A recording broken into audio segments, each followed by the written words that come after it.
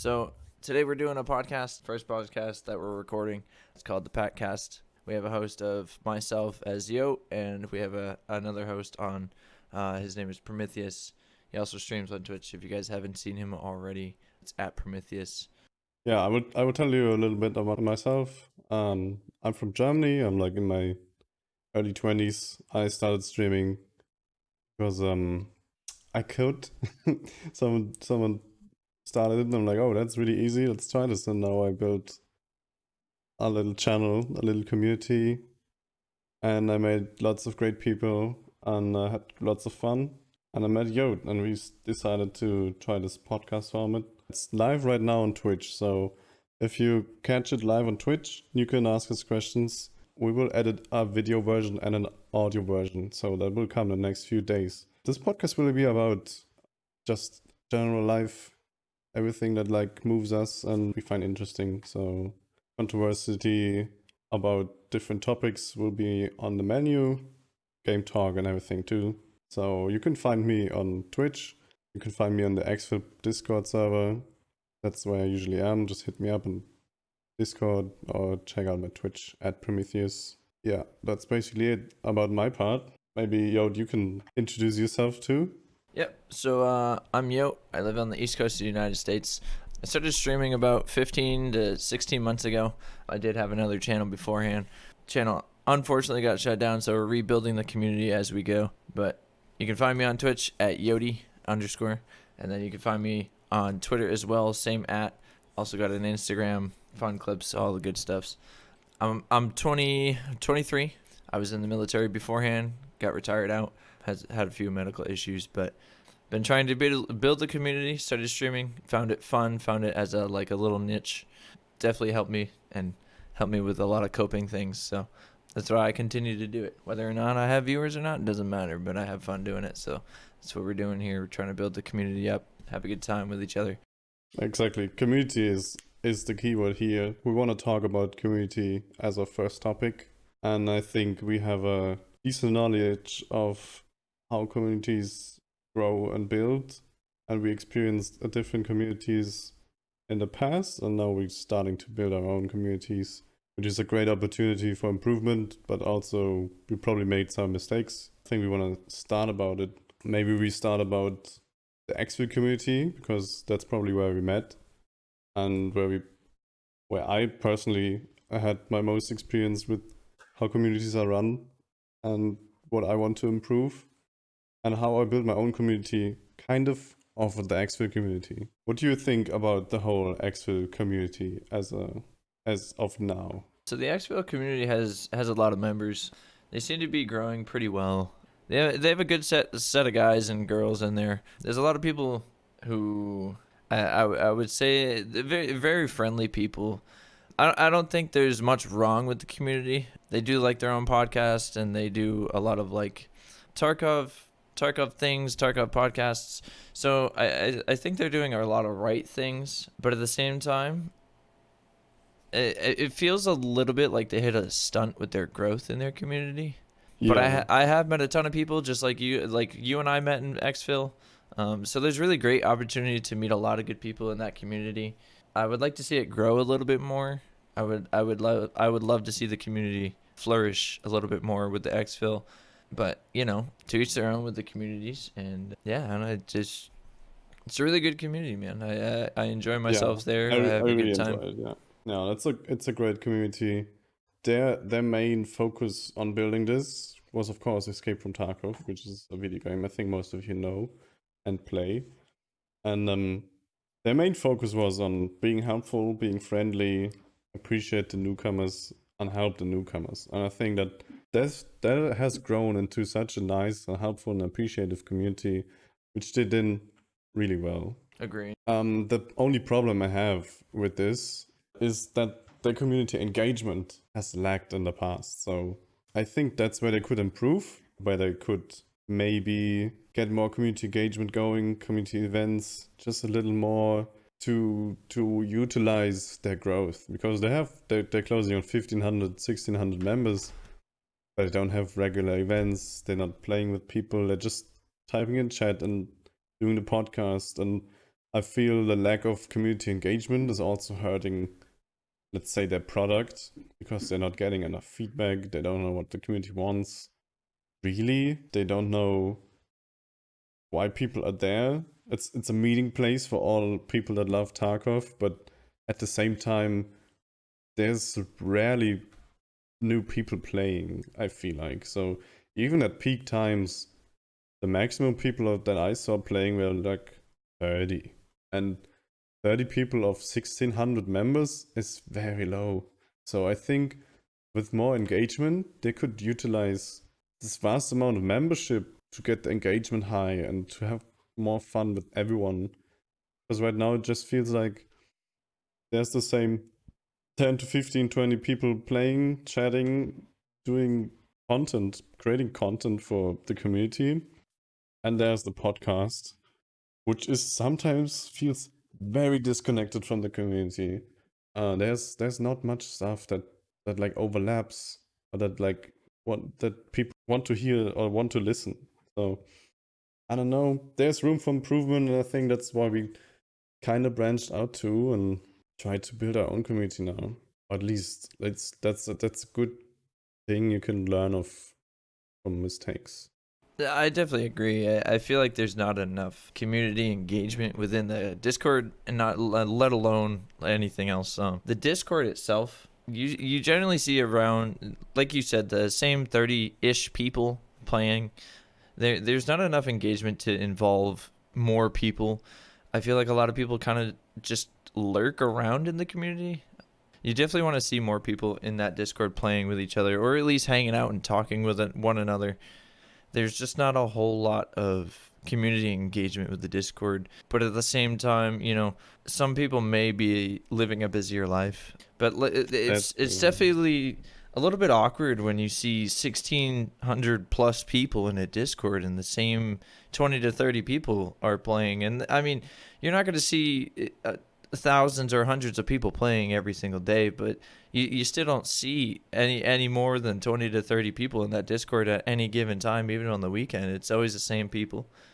Yeah, I feel like they could make more out of it, because I think the spread, word to word spread of the podcast will increase massively with their ability to rally the community behind them. So people would not recommend the actual podcast if it was shit. And right now, I'm at a point where I actually wouldn't recommend it because it's boring. It's not helpful. You don't learn anything new. The old episodes were great, but it feels like it's stagnated. And the same feeling I have with the community server, it just stagnated. Yeah, they reached like 1,300, 1,500 people come in because they hear the podcast. But they see, oh, okay, it's empty. No one's playing. Nothing's happening. Why should I continue joining? It's like, if they would do community, they could do something like a community tournament every month or like every second weekend. And let's say there's 50 slots open, 40 slots open. Let's say, I don't know, 15 teams of 3. And we randomize tasks that you have to complete in like 3 to 4 hours or less. And then we try to review it, maybe not on stream, but if some of them are streaming, I mean, everyone has a Twitch channel now, so you can find someone for every team that's doing this live, and then you could host it on the Trigger Twitch channel, and he could like cast it, and that would be fucking amazing. Like, people would love that, and people would come and play for that event and take a day off, and you could do an arbitrary prize. Like, no one has to win anything. Like, you could just It's a way to engage the community in it's very just interesting to have fun. way. Yeah, just to have fun. You could do community play events, maybe a day where the hosts just join a channel and just talk, or just Q&A live. Maybe just a few squad plays, because they're always talking about they don't want to reject tons of people when they start doing this because they won't have time. But since we know there's not too many people playing, that might be a good way to get people engaged again, because they're there for a reason, and now I feel like they're only there because of the friends they play regularly with. I think that's a bad reason. No, that's not a bad reason to be in a community, but I think there should be a united cause on a community, and right now there's not a really united cause behind this server. A lot of people that are regulars are kind of disappointed with the server, and I think if they got provided a different opportunity to meet up every day and play, which will have better community engagement or different features that are more for their taste, maybe like more IRL stuff, more branching out of different games, I think that would flourish, and then they would like just move on and the server would die. And I fear that a little, because I think it's a really great server, really great appreciative community, nice atmosphere.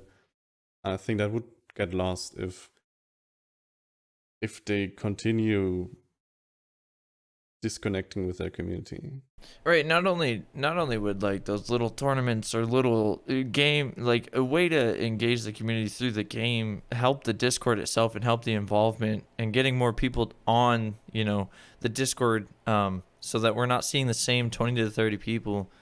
It would give them something to look at in the podcast, see the clips from the groups of like something cool that might have happened during the tournament, or like a crazy play where a guy wiped a whole squad and their squad got a whole set of gear right off the bat.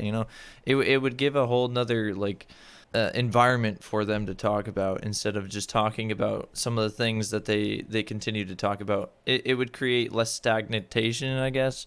You'd see a lot It would more be more dynamic. Right, Yeah, it would be more much dynamic. more dynamic and much more interesting, and they would have more to Yeah. talk about.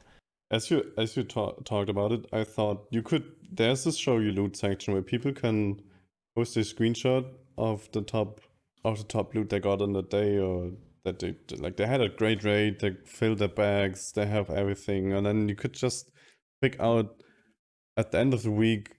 You could, like, it doesn't even have to be on the podcast, but just a video to engage with community. You could just pick out five top screenshots of insane loot, and you can just Right, yeah, you could. grab every one of them for like 10 minutes and just ask them about the raid, tell the story, because I think that's what really is addicting to Tarkov. Like, you die 15 times in a row, and then you hit that one raid where you kill 5 PMCs, grab a LADX, and get out, and it was super intense. You have all the loot, your adrenaline is at max, but your endorphins are at max too, and then you get out, and it's the fucking best raid, and you're posting that on the server to get appreciation and to share your joy. And I think if you just grab like 3 to 5 screenshots and just let them talk about it, because that's all a story behind it, and it would be so great and wouldn't be overflown. But it would incentivize people to share their experience, and that's instantly dynamic engagement, which would greatly affect the community. And you could do that about lots of topics. Like one of my friends in the chat just said, so there's a Call of Duty streamer, his name's Scope. He's really really big, and he's really really fucking good at Call of Duty. He's a sniper, and he does on YouTube, he does Scope's top 5 plays. And so what he does is he basically breaks down a video, 5 different videos that people send him, and he breaks them down in a YouTube video as he kind of like reacts to them, and they're crazy sniper clips. And I mean, that would be easy enough, right, for the Xfil podcast to do. They could do top 5 plays from their community, and they could break down a video and tell you what's going on and why it's such a good play. It's a really good opportunity, and there's a lot of good things that could come from that. Yeah, exactly. That's also what I thought. We have the clips channel too, where people post clips, and you could review them too, and like you can make a little raffle out of this too, like a little giveaway. The best play wins, and whoever's recording can submit their best plays of the week, of the month, and they could talk about it. They could do tactics reviews. If they really want to help people, they could even do something like, okay, send me a raid where you fucked up, and we will analyze it and try to help you to get better at what you did. Like, see your mistakes, analyze them, provide alternatives to get better. and it's instant community engagement. But they don't do anything, and it's just stagnating. Like, I feel like on the podcast too, they're just running out of topics. It's Yeah, really it seems like they're running a little short just because it, and I think they're running a little short just for the sole fact that they aren't engaging or talking about their own community other than to say, "Hey, come join our community and, get to know the guys inside of it." And that's about it, but they could use the community for so much more and so much more content. it wouldn't take away from like the whole idea. Like it would even like generate more attention, more members, more everything. It's a Right, no-brainer exactly. for me. Right, you show clips from your community, and you got to like any interesting clip is gonna look really good to not only the viewer at the Twitch stream or to the podcast. It's gonna show off like, oh shit, like this community's active, they're having a good time, and it's gonna make people want to come to the community and also be active and do the same thing. So that the same guy Scope, he does two of those top 5 plays every week, and literally all you got to do is email him your clip through like Gmail or whatever the hell, and he just reviews like hundreds of clips, and he picks the top 5, he analyzes them, lets you know what's going on, and it's as simple as that. You don't even have to put lots of time in. You could just do it live on stream. Like watch like 30 clips in a row. They're all like 30 seconds, and then you say, okay, what's your favorite? And you just pick 5, and that's it. And everyone could get a badge for a week, or like 2 weeks, whatever the interval is, and it says like top clip of the week, Right. and or top play of the week, maybe tournament winner of the month or something. Like you can do that, and it's not like subtracting from the whole idea about helping and appreciation. It just adds more engagement. Exactly, and it shows the appreciation of the community because it shows that you're engaging. It shows that you care about what's going on in the community. But let's move on from that community and let's hear about your community, what your hopes are, and how your community has been built, and what's going on with your community. Yeah, my community is still fairly small. I don't really have the feeling I built one. So my Twitch is very basic.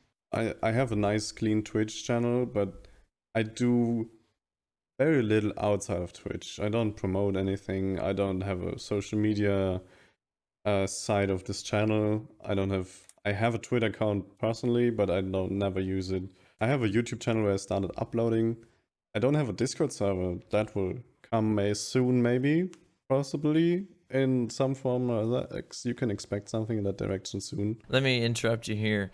Starting your own Discord server, all you really realistically have to do is make your own server, promote it within your stream, because the people in your community that come to your stream also want to come over to your Discord, chat with you, hang out with you, play games with you.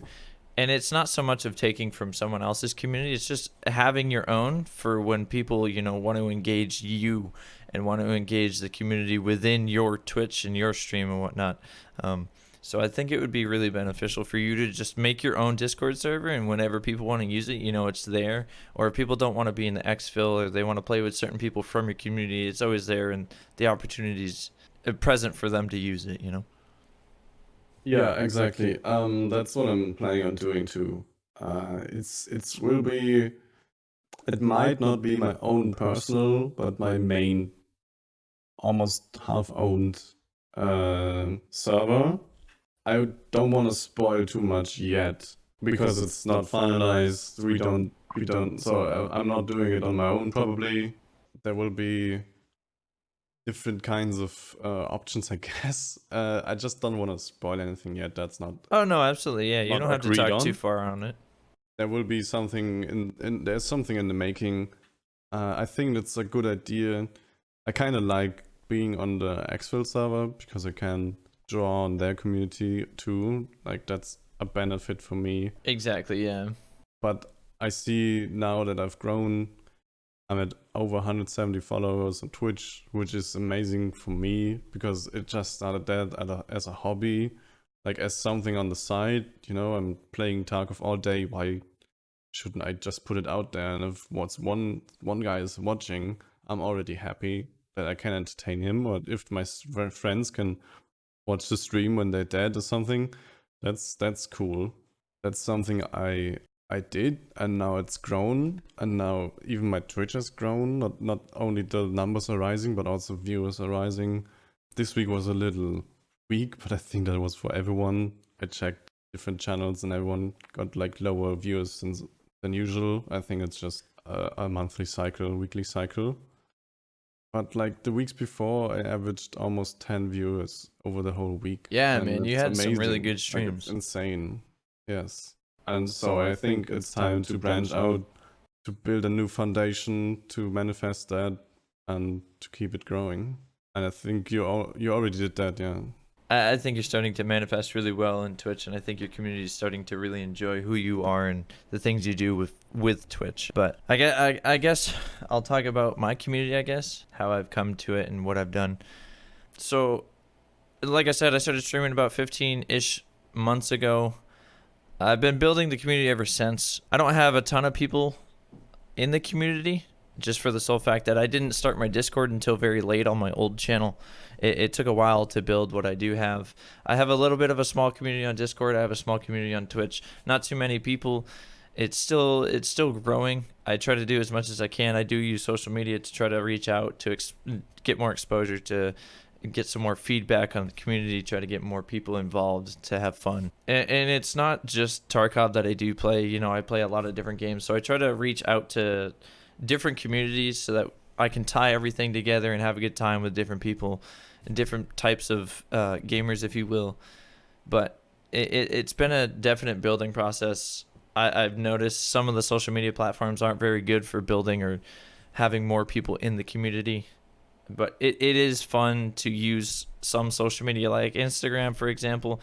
I don't see a lot of growth from Twitch. I don't see a lot of growth on Discord at all for the community from Instagram. But it's fun to post a clip on Instagram and get kind of like a funny feedback from anyone who uses Instagram and sees the clip or wants to comment or like the videos. It's always nice to see that not only can I get viewers on Twitch to enjoy the content I'm creating, but I can also put that content over on a different social media platform and have other people also enjoy it, you know? Yeah, that's what my YouTube is all about. Like I stream so much lately. I have so much content that's out there unedited. A lot of boring parts, of course. That like if you stream a whole day, there will be downtimes and tons of downtimes, and I think that's fine. It's good for the stream to talk. But it's also boring for a YouTube video to watch. No one wants to watch 6 hours of exactly. nothing. So I really appreciate, I really like this opportunity to create different content, to be creative with what I played, with what I did. I think that's a really cool opportunity, and I already put some out there. I'm still learning a lot about editing. I struggle with storytelling, with structuring a video. That's something I need to learn. But it's a great challenge to have and to grow. Like I noticeably get better from video to video. It's just my skill with the program gets better. My understanding of what, where, when, like my resources get better. And I still have a lot to do. I'm just a little too lazy from time to time because I have tons of hours of footage I need to cut into small bits, and right, exactly. You have to edit that stuff yourself. It's a lot of time put in, and there's not too much payback. Let's say there's not too much gratification. It gets a few views, but nothing to pay anything. So it's just right. And I think that's I think that's where social media for you might be beneficial. Not only do you get to throw your Twitch out there for people to see when you're live, but you also get to throw the announcement of a video being uploaded to YouTube that people can go see or go watch, and it exposes your YouTube a little bit more. Like Bullet just said, he said content like YouTube, if possible, is always great, and I 100% agree. That's something that you do that I personally don't do. I don't have the ambition to cut and edit and put videos up on YouTube. I feel like at some points the content for some of the games that I do play, I don't feel like it would be good content for YouTube, but some of the things you put on YouTube, like some of the videos I watch you have up there, that are interesting. You edit them in a way that continues to kind of hook you to continue to watch the video, and it's always a great thing to see. And it's something that I need to learn to do and engage my community that way too. Yeah, it's really tough though. So I'm somewhat of a perfectionist. I don't want to start anything and have it be shitty. Right, And, yeah. And so my YouTube videos, in my eyes, are all trash. Oh no, dude, come on. They're all. When I watch them myself, I think that's partly due to me having played it in the first place, having watched it tens of times while editing, and then having a final version that I'm happy with, but still feel like I could have improved. That's always something in the back of my mind that I'm like, oh, that's not good enough. I wouldn't watch that a long time. But it's also cool for. So I did my my latest video was an edited 10-man labs raid, and I think that was actually a great video because the raid itself was super funny.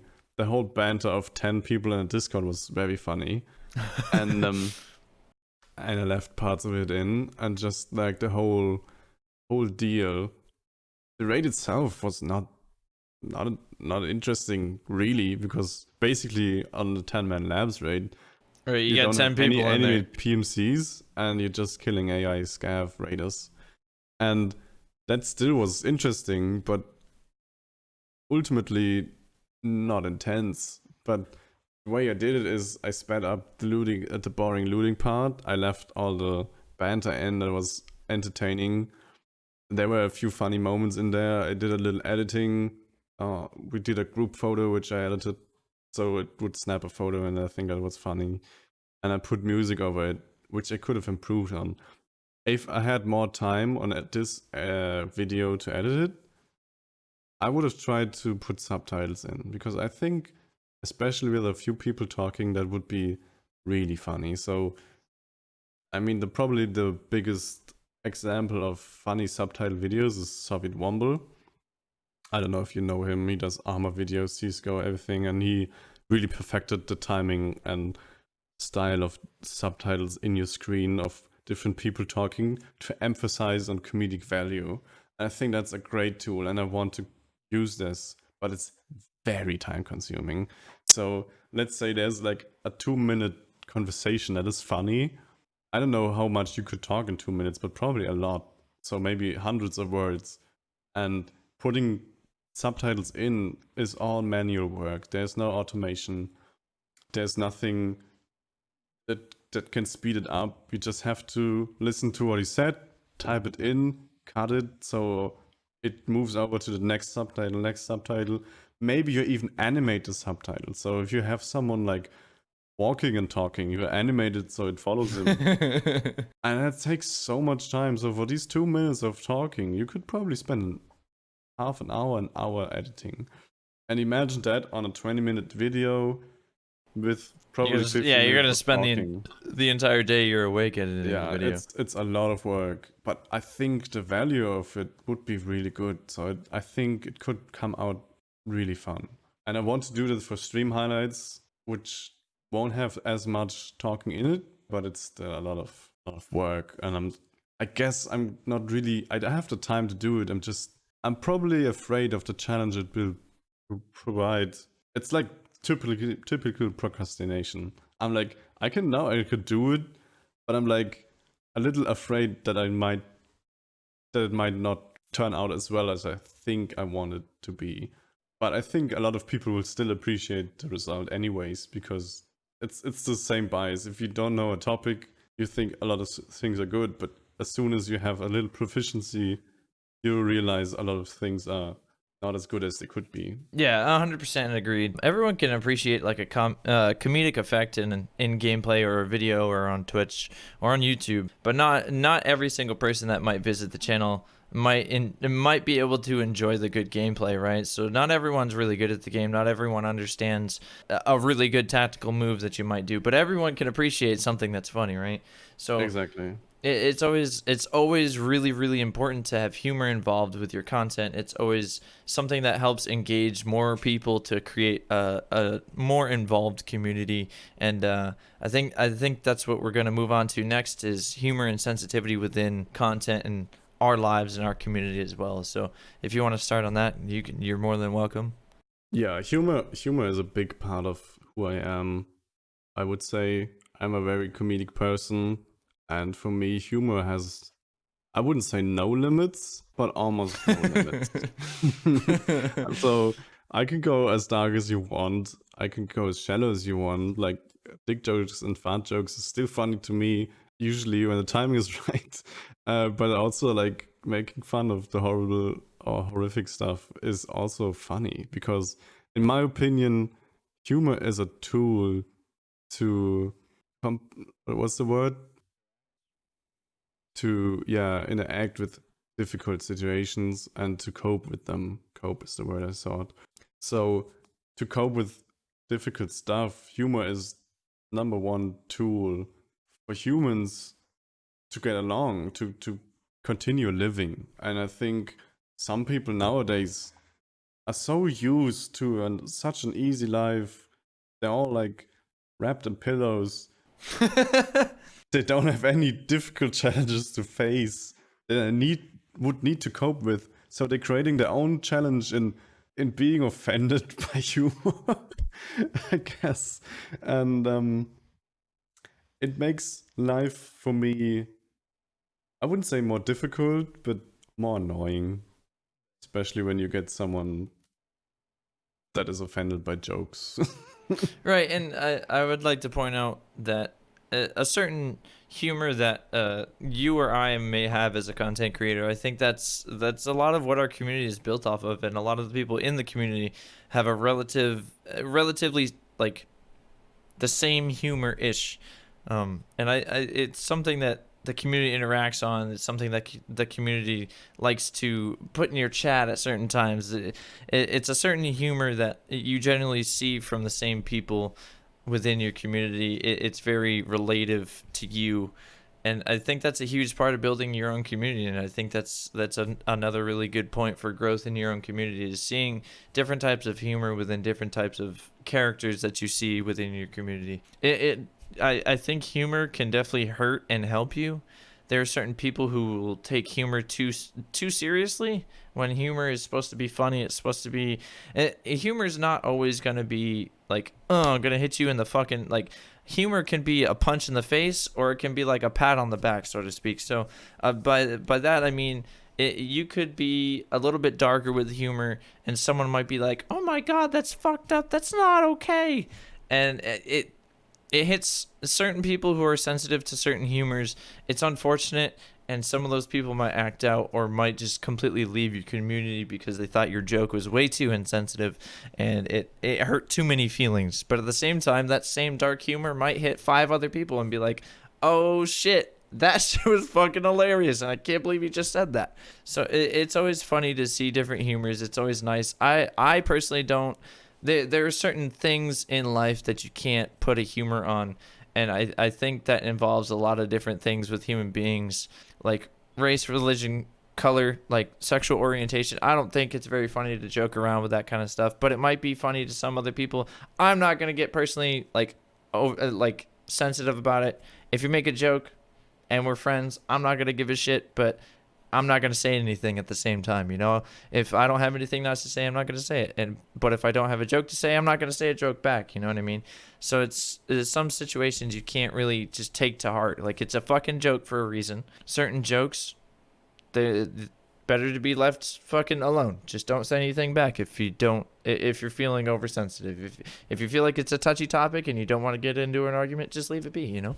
Exactly. Yeah. So I if you're think you can. sensitive, if you're sensitive to some humors, you know, just avoid those situations. And if a situation arises where you find a joke a little too insensitive, just leave it be. You know, take a second, think about what you just heard, and just let it be. You know, you don't have to always engage in a negative way to make someone else feel bad about it. That's right. I think that's a good point you made. So I think if you have a decent bit of common sense, you can realize if someone's trying to make a joke. And it could be funny to a lot of people, it could be not funny to you, and you could even feel hurt or offended by it. But it's your choice to be offended by a joke that is obviously a joke, and like to be vocal about it, to do anything about it, or to just say, okay, hey, that was not so funny. Maybe I shouldn't. Like, if it's offending me so much that I don't like this person anymore, I could just leave. You always have the option to leave and not be vocal. But if you feel so hurt that you need to pour out that hate to someone that just tries to be funny, because let's be honest, a lot of people that are funny, the majority of the time they are not funny. Because they're honing their skills to be funny. And if you rip 10 jokes, 6 of them will not be funny. Right, exactly. Will be funny because you narrowed in on that what's really funny. And people forget that trying to make a joke is not easy. And it's not always, you're not thinking about like, I'm not a comedian. I'm not writing a script for a stand-up comedy show. I'm just in my chat, in my server, in my Twitch, and I just see something and make fun of it. Or talk with someone, make fun about anything. And most of the times, there's no afterthought. There's no bigger picture. Like, if I see something that is maybe offensive to you, but I make fun of it, I don't have hate for anything I just made fun of. So it's really a personal choice if you want to be offended, or if you just don't find it funny. There's a difference of not funny jokes and being offended by jokes. So right, exactly. If I'm making a joke about your dead mother, yeah, you don't find it funny, but you don't have to punch me in the nuts because you're offended, you know? Right, you don't have to retaliate. You can just say, hey, that was not funny, bro. That's not something you make jokes about. I'm like, yeah, I reflect and like, yeah, that's true. I guess I stopped making jokes about it. Because that's not funny if someone died or something. Right, so, yeah. My recent best example of that was while all the George Floyd protests were happening, a lot of looting was happening in America. And for me as a European, I am far removed from that. I have little understanding of why someone would react in that way, that extremely. I mean, I can understand the reasons, but it still doesn't make really sense for me because I agree. The cancel culture is annoying, man. That's not how you tackle problems in the world, by destroying shit. So I made a joke about that you could grab a GPU very cheaply in Minneapolis right now while they were burning down houses and looting shops. And that is a very not targeted joke, but it's kind of funny, it's kind of dark, it's reflective of what time we live in and how absurd it is that is at that time was just occurring. But in retrospect, it's still happening. It just become regular, and it's not even a crime anymore in some places. So it's even more important to make jokes about it, to direct attention to how fucking absurd the situation is. And people got offended by this joke. I'm like, bro, I'm living near this. This is not funny. How could you joke about it? I'm like, yo, didn't you see this is a joke? I didn't know you. I didn't know where you live. I never met you in person. Right, I didn't direct it towards anyone. It wasn't directed. I didn't say, hey, glad your house got burned down. I hope your mom dies in a fire. That would be cruel and offensive, but I didn't insult anyone. It's just I'm ridiculing this current situation that is in the world. If they would be burning down houses in my town to loot shops, I would still make fun of it. Because it's just absurd. And of course, maybe I wouldn't find it as funny as when I'm removed, but it's still just a joke. And people have to realize that's a joke. I don't find it funny. I don't have to be a dick about it. Right. And I think that's a huge point to be seen there is when someone cracks a joke, it's not specifically geared towards a certain person, whether it's in your Twitch community, in your Twitch chat, or anyone in specific. And I think that's a huge thing that people misunderstand, is that's why they get so sensitive. They're like, oh my God, like that hits me in the heart because that's me. And it's not like we picked out your name somewhere. We just found your name in like thin air. We just fucking grabbed that shit. And we're just like, I'm going to say this joke because I know someone out there is here and they're listening. Like, no, that's not the whole point. And I think that type of joke leads us into, like, is there always a truth behind humor? And it yes and no.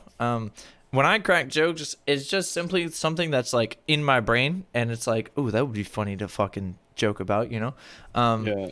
But like, for example, like, you know, the GPU joke, like, there's a truth behind that, right? So like, there's some crazy ass shit going on in the United States right now, and there's a truth behind the joke, and the truth is that there's some fucked up shit going on, and It's a problem that needs to be addressed. Right, exactly. It's a way for other human beings to cope, is to bring a joke about something that is going on, and that's the truth behind it. And if truth be told, it's funny, but at the same time, people who are going through that situation aren't exactly gonna laugh at it, because they're like, yo, fuck you, like, I'm going through this shit and it's not funny because it's not easy.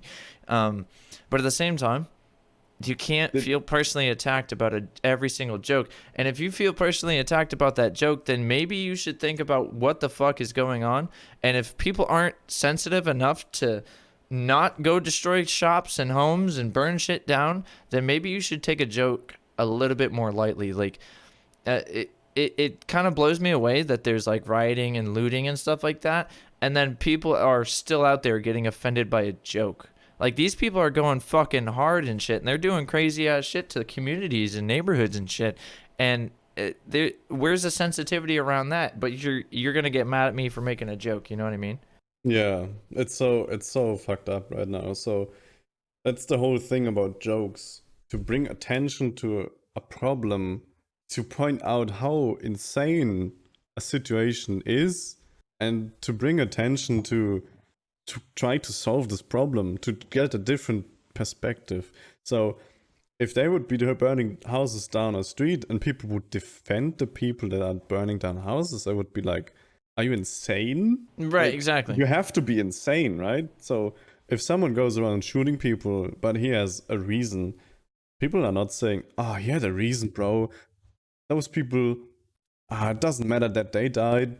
No, it matters. And it also matters that, I mean, if I then rip a joke about a guy shooting people in the street, some people could get offended because maybe they know someone that got shot, and they're like, oh, that's horrible. And I'm like, yeah, that's horrible. That's why I'm pointing the joke. Because a lot of people don't think it's horrible. They think it's righteous. They think it's reasoned with. Like, you have to sometimes show people how insane a situation is through a joke, to make them realize that they're stuck in a certain perspective, and to try to work around it.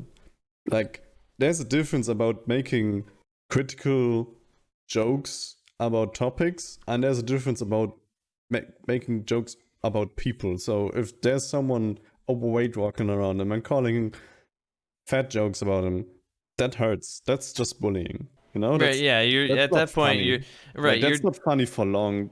Some people will laugh about it because they have their own problems, but that's not a good joke. That's just poor research, let's say. But if I'm aiming a joke about the problem of obesity in a country or in a community, I'm like saying, hey, your guy's too fat, you need to work out more. There's a problem here. Maybe you should stop eating terrible food.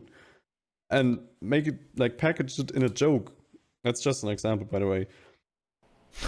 And people would still get mad about it. That's because they realize that they have a problem, but they're too afraid of changing their life to tackle that problem. So they rather go mad at you and shut you up, because then you can't tell everyone that they have a problem. You know, it's like it's a defensive reaction of not wanting to realize that you have a problem, maybe, or something in that regard. And so I think comedians are very important, and jokes are very important And it would be just a sad, miserable world when we don't have that, and nothing would change. I think comedy can change so much. Like, it can change perspectives for a lot of people and make them tackle problems in a different way. And yeah, sorry, I ranted a little bit, but No, you're okay.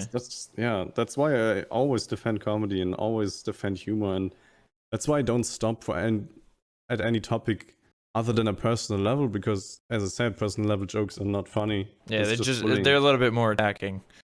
That's just bullying. Yeah, I think Yeah, I society think, needs comedians. right, and I think that's a lot of our issue today in today's day age is the sole fact that people are so very quick to turn their head away from an issue, whether it's a personal issue, whether it's an issue in their community, their neighborhood, or whether it's an issue with the government. They're so quick to turn their head away from it so they don't have to deal with it. But then when someone cracks a joke about it, they're like, fuck you, that's not funny. And it's like, all right, so I made a generalized joke about something.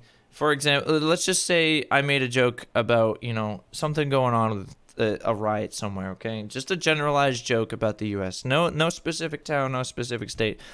And someone heard the joke and they're like, that's fucked up. And that same person more than likely probably turned their head away from the situation and didn't pay any attention to give any effort to try to help any situation to de-escalate what's going on, or to even like reach out to their friends or their community or their neighborhood to even like show that they're there to help, And I think that's a lot of the issue is maybe there's a self-guilt within any type of situation where people just turn their fucking head and they put their blinders on and they don't see it again, They don't have to deal with it. Exactly. They don't have to look that way anymore.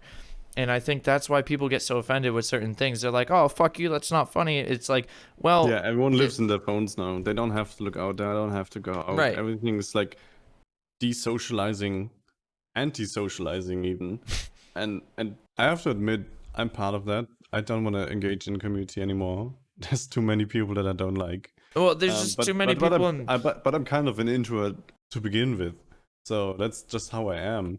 But I'm not afraid. Like, if people would burn houses down, I would fucking stand in front of them and be like, bro, stop it. You're not burning my house down. Like, what the fuck's your issue, right? Yeah. What's your issue? Let's talk about it, bro. And if he just wants violence, I can answer in violence, but I will try to de-escalate. But if it's an issue in the US, I can't do anything about it. Just, I can point out how ridiculous this is and maybe incentivize people to tackle that problem in their community and their state and their country. It's the same with Trump. Like, everyone makes jokes about Trump or Biden or whoever, but no one's tackling the problem, bro. It's just everyone's stuck at home. Why don't you vote a third party? Everyone thinks it's a possibility, and that's why you need to make jokes about it. But there's no brave comedians anymore because of all the cancel culture. So I think a lot of humor is very dependent on how situations are handled. For example, a lot of humor is based off of situations that people aren't dealing with head on, or situations that people are just turning their heads away from, and that's where a lot of comedy comes from, unfortunately for some people. And I think that's where people get sensitive, and I think that's where people try to draw that invisible line of don't make a joke about it, and it's always the situations that people don't want to deal with, and that's why people don't like the humor. And it's for the people making that humor about situations that people don't want to think about, that's those people's way of not only speaking out against the situation, but it's also their way of saying like, hey, this shit is it's not actually funny, but we're making a joke about it because it needs fucking attention. We need other people to like think about that joke a little bit more. They're going to engage in that problem because maybe they have no other outlet. Like, right. They have it on their heart or on their mind, and they're like, that's so fucked up. I need to speak out and make people realize how fucked up it is. And that's their way. And some people are just isolationists somehow in this world. They're just trying to evade every problem. And I think a lot of problems nowadays are individual problems. Like, they all originate from persons themselves. And if you point out someone's fault, I guess, in their behavior, they need to change. And I think that hurts a lot of people because change is very hard. Like, changing how you behave, changing how you go about things, how you think about things is very hard, and it hurts. And it hurts to realize that you have a problem. Right. And It sucks to and know if you you have to point out change. that you're looking away from a problem you could have avoided, you could have changed, hurts. And that's where people get so offended right now. Right. Also because there are no other problems than personal problems, Right. really. Exactly. Like, we don't have a war fought in our streets. Like, my city's standing. That looked different 70 years ago. Like, I think Germany knows how fucked up this was. And now people are growing up in this soft world where everything's available, no risks, no challenges, everything's there, all the opportunities there. They never have to struggle about anything. And now they're looking for their own struggles. And if the struggle is canceling someone else, that's a win for them. Like, that's their war to fight. Like, they make up problems. Let me ask you a quick question. So, Yeah. this is another huge oversensitivity to a type of humor. So, Right. let's say, for example, I made a joke, right? Generalizing Berlin back 70, 80 years ago. Now, it's a country, and it's a joke about Berlin, but it's a generality joke, right? Let's just say I made a joke about World War II or whatever the fuck, and it was a joke about the country you live in. Would you be offended if I made a joke where about a time that you never lived in? Like, would that be No, what something would that I? you are offended about? If you, like, as a German, I'm obviously confronted with A Nazi lot of jokes, a lot of different things. anti-Jew jokes. Like, everyone that's basically not from Germany will bring that up in the first 10 sentences of meeting me. Yeah. Right. And I'm used to that. I'm not offended by it.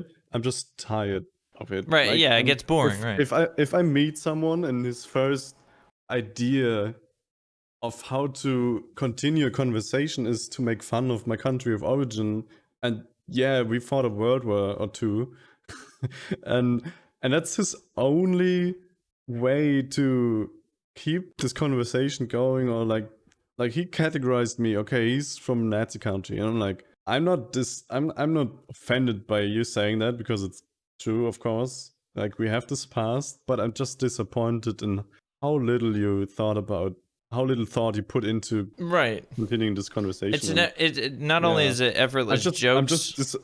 just disappointed because it's not really funny anymore. Like, I don't have anything to do with that Germany. I think Germany did a very good job with coping with their past. Like, we have museums Right. And everywhere. rebuilding and doing the right thing. Rebuilding. We talk about our past. We try to educate. We try to work it up. But like, there's people getting sentenced to prison sentences that are 96 years old, and they were like a guard in a concentration camp, and they're still getting prosecuted. That's commitment. Like, even Right. I would say, yo, he's just a guard. He's 96, bro. Just leave him be. Right. He's gonna die in fucking 2 years, anyways. Yeah, either dead or he's like already in regret, because no one in their right mind would defend that. Yeah. Not at all. Ever. Like, that's just like, he probably has so many sleepless nights about the time back then. Like, and it's not like a lot of people had choice back then. Like, Right. I was just gonna say. like, if you're a guard in such camp, you had a choice of like not hitting someone. I'm like, yes, but no. Yeah. No. Like, that's a fucked up regime. If you're not doing what you're told, you're going to prison. And Yeah, if you're either going if you're to. fucking up and helping people that are going to die, you're going to die, bro. And it's not like you have a choice. And then it's such a different look, because these people grew up so indoctrinated. Everyone's thinking like them. They got educated in that way of thinking. And to expect from them to think otherwise is a little bit irrational, I feel. Of course, you can say, hey, there's people dying. That's people. But like, you're not getting taught since you were born that these people are not people, you know? Of course, common sense would say, these are still people. Right. Yeah. They taught me my whole life, these are not people, that now I'm seeing them and they're suffering. These are still people. I could help them. But is it worth, like, and there are people that help them. And they're great people. But when you're a little guy in a big machine and you're just trying to survive, basically, because, to be honest, like, we all got fucked up. The whole country got fucked up. Like, no one's talking about that. There's cities that got burned to the ground in one night. No one's talking about that, you know? And and they have their own fears, their own ambitions, everything. And to expect from them to do outstanding heroic shit is irrational, because not everyone's built like that. I was gonna say, A lot of not people are only not not like only that. do they have to go out of their way to do that heroic shit, they have to defy what they were part of, and what they were part of, they probably didn't have a choice to join or not. They were forced into it. But Yeah. the whole point being, if they did some type of heroic shit to save a life, guess what? Anyone finds out and their life is taken. They're also dead alongside, who they were trying to save. So Exactly, yeah. you have to think about it that way too. Like, I'm not saying by any means that party in that time was at all correct, because I think it's a very wrong situation. It's insanely wrong. Right, but at the same time, you have to realize that some of the human beings within that party or within that militia or militant situation, they didn't have an option whether they got to wear that uniform or not, because if they didn't, they were alongside the other people in the camps. They were being executed in the street, and they didn't have a fucking choice. But at the same time, they did have the choice whether to try to help the lives or contribute to the lives lost, and that's a huge thing to ask of a human being. God, and we're just doing your duty every day, standing on your stupid tower, that's your thing. And if someone tries to escape and you're like sounding the alarm, that's your duty, because you get reprimanded if you didn't. But if you are ordered to shoot him and you just miss every time because in quotes, you suck. That's your choice. And I think it's still fine. If you shoot him in the legs and in the balls for purpose, then you're fucked up. You have to go back, Yeah, exactly. It's a small line, it's a very gray area. But it's a too complicated topic to just say all Nazis are scum, send them to the gulag. Like, that's not how shit works. The gulag. I mean, that's what happened to a lot of people. Not only Nazis, though. Different topic. So it's very important to realize there's gray areas in this world. I think there's no black and white in any topic. Yeah, and you have to try to step in their perspective, step in their shoes, try to think in their way, to at least realize what struggles they had, what thoughts they had, what fears they had, and then to make a decent judgment. So this 96-year-old dude, they'll probably witnessed more shit than any of us today have ever witnessed. Bro, he has so many sleepless nights of his life and so many regrets, and probably made himself his own life to hell out of regret. To sentences to prison now, maybe he wants it.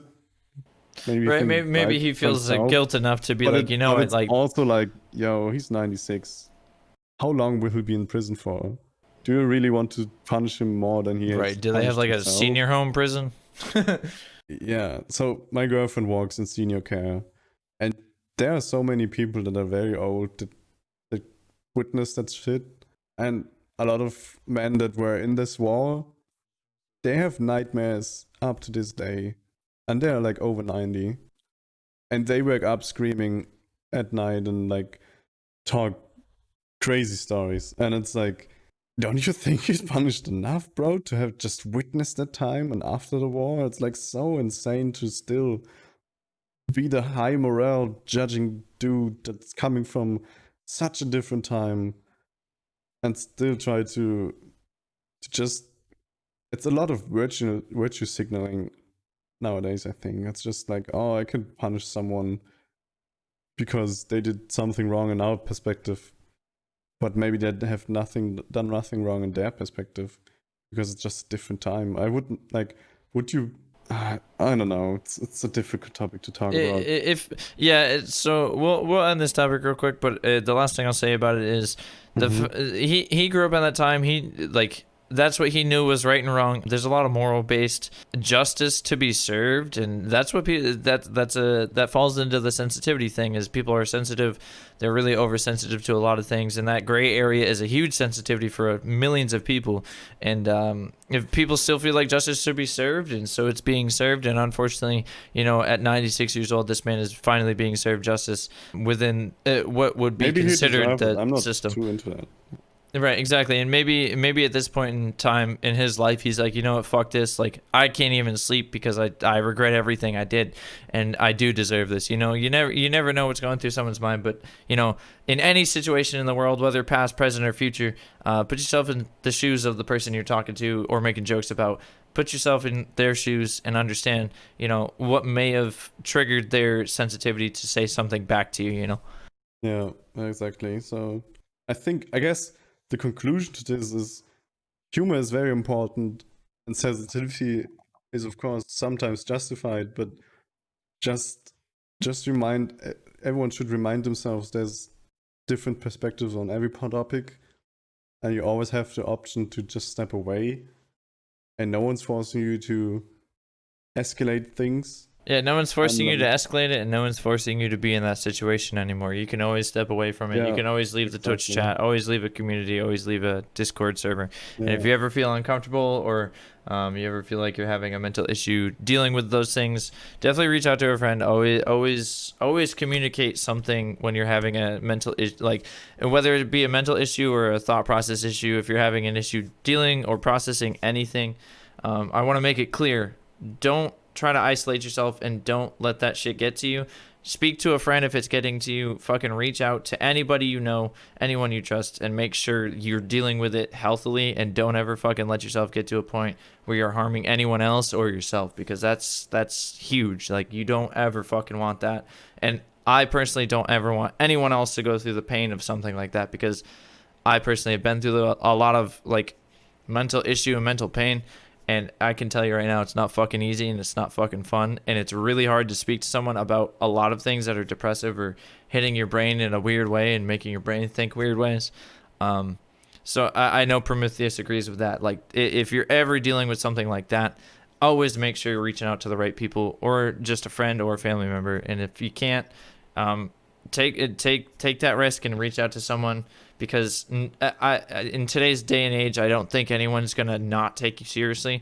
And even if they just listen and they don't know what advice to give, just fucking get that shit off your chest and let them know. Don't ever fucking isolate and start doing some crazy shit, because that's not good. Yeah, exactly. Even if you get offended by something, instead of walking away or raging, you can always start a conversation. And as long as he's like not super huge and famous, people will respond to that. If you want to start a genuine conversation, and maybe whatever offended you struck a chord in you that hurt you and make you realize you have a problem, reach out, even to someone you don't disagree with, because no one's like, there are no monsters usually in this world. Like, a lot of people are appreciative of everyone. If you genuinely have a problem, I don't think almost no one will turn you back. So let's say I offended you by saying something and made you realize you have a problem, and it like keeps you up at night. If you reach out to me and you say, hey man, blah blah blah, that offended me, blah blah blah, but it made me realize blah blah blah blah blah, can you help me? I'm like, sure, of course, why wouldn't I? Right. But if you say to me, hey, you stupid fucking blah, blah, blah, beep beep, you offended me, go kill yourself, I'm like, you're banned. See ya. Right, that's never a way to deal with anything. Is it's to never deal. Yeah, never. If you feel personally attacked about something, the last thing you want to do is attack back, because if it's something verbally that you're being attacked about, or you feel like you're being attacked about, don't verbally attack the other person back, because guess what's going to happen? The situation is going to escalate. Something bad is going to come out of the situation. You might lose a friend. You might lose someone that you talk to on a daily basis. And two, after the entire situation, you're going to feel much worse, and you're going to feel like shit. And then that's when the depressive thoughts start to hit you. And you never want that to happen, because it's never fun to deal with. Like, it's not okay. If you get offended by something that Prommitheus and I say, or one of us says to you, and you get offended by it, hold. Even if you have a temper issue, I have a temper issue, and sometimes it's hard for me to hold back some of the times that I want to say something. But I'm learning myself, like, if you just hold on a minute and you just wait for a little bit, you can always talk to them outside of the situation you just that was escalated in your opinion, right? So if something's escalated, don't say anything negative. Don't be a fucking dickhead, and just wait for the moment that you can get a one-on-one with somebody and be like, hey, look, man, like, what you said back there kind of like, hit me, got me like all tempered, and like I didn't want to say anything bad, but I want to talk to you about it now. Try to be an adult about it. Be a fucking adult and do the right thing, because at the end of the situation, if you handle it like that, you're gonna feel much better. You're gonna feel a little bit more positive, and the other person's gonna understand like, hey, I can't fucking do that again. Like, that was definitely wrong of me. And they're going to think about it twice, and they're going to be like, I realize, that wasn't the best thing to say or do. And, they're not going to necessarily regret it, but they're going to be aware of the situation and how to handle it next time. You know what I mean? I think striking a genuine conversation is always the right way to solve problems. If you can't come to agreement, it might still invoke a different perspective in someone. So if I have a strong opinion and you have a strong opinion and you think I should change my perspective, I will never change my perspective if you just start insulting me about my point of view. Like, that will only harden the front lines. Like, it only strengthen my resolve in not changing my opinion. But if you start talking to me and try to understand where I'm coming from, and try to work on a conclusion or a solution, I might change my perspective because I see your point and you see my point and we come to a compromise. But maybe it's not a situation where we can come to a compromise and we can just agree to disagree and still be normal human adults that just have a conversation. And I won't be mad. Maybe I just know where you're coming from and can adjust my opinion, and vice versa. And I think if you want to change people, you need to change how you go about changing people. So start at your own doormat, like start how you approach people, start to change how you talk to people, how you think about things. Like, if you think Trump is the biggest problem in this world, try to think about why people vote Trump. Right, use different perspectives. Don't think your perspective is the only way. And then come up with solutions. If you have a friend that is the most biggest Trump supporter, go on him and like, why are you that? Talk to him. Ask him why is he that way, and what are his reasons, and then come up with solutions. Only like, hey, look at this guy. He provides the solution for your problem. Do you even know that? And he's like, oh, maybe I didn't. But if you just say, oh, fuck Trump, I hate this son of a bitch, I go burn his car down, guess what? He will never change his opinion ever now, because he's like, the other side is full of lunatics, insane people. I just want to keep my job, but these people are burning down my car. So now I'm even more fucked. I will never support them. And I just use this as a big example, but it's a very, very present one. That's just like, be nice to people and people will be nice to you, and try to think out of different shoes. Try to work on yourself before you start blasting your opinion or insults at anyone. And I think that ties into our next topic very well, which is social media and Twitter and other forms. Yeah. I think you have more experience on that than I do, because I guess you kick it off with social media if you're ready for it. Yeah, so I have a really big opinion on social media. I think we both have. It involves a whole lot of, I don't know. So Twitter itself, personally, it's very simple to use. It's very easy to use. But getting the right exposure for Twitter is not easy by any means. There's a lot of toxicity within Twitter itself. Twitter is very, like, humor and negatively based. There's a lot of people who just use Twitter to fucking troll. There's a lot of people who use Twitter just to be a fucking dickhead. But at the same time, you gotta learn how to not only avoid that, but to put your content out there to get.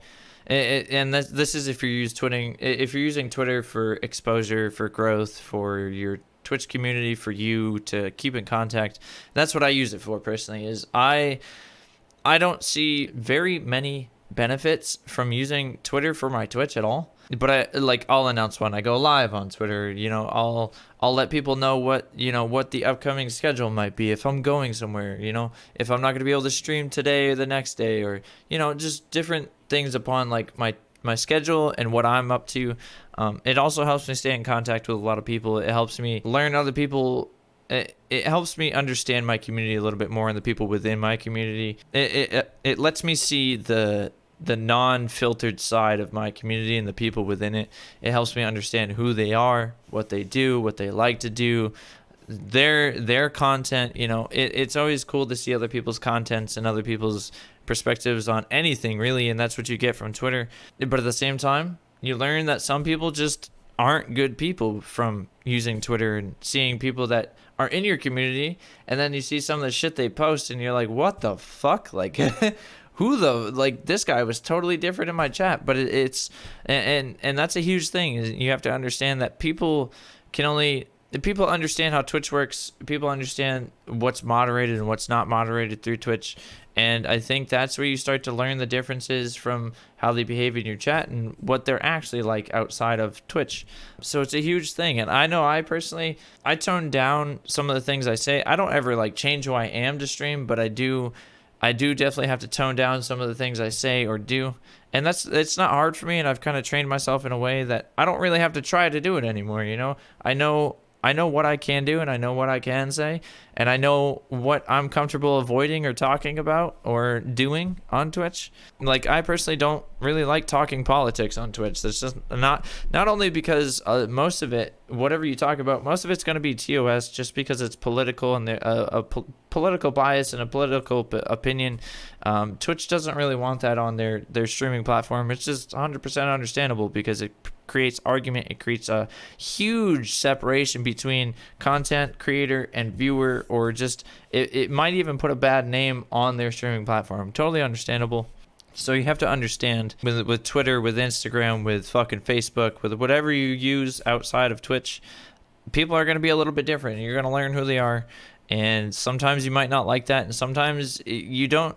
For me personally, I've seen a couple of people, right? So within my 15-ish months of streaming, I've seen quite a few people from my community posting on Twitter, posting on Instagram, and their behaviors outside of Twitch. And I personally don't like their behavior, but at the same time, I don't know how to approach that situation because they come to my stream, they give me support, they're very positive within the stream, and then I see them on Twitter or I see them on Instagram or whatever it may be, being super negative, being very depressive, being very toxic, and it's not a good way to go about doing anything on social media, because the last thing you want is a negative or depressive or like toxic person to leave something of that nature on your content when you post it, because it's going to stunt your growth and it's going to hurt you more so than it's going to hurt them to even comment that type of shit, So it's a weird situation you have to deal with, and I still personally don't know how to deal with that type of shit. I always respond with something positive.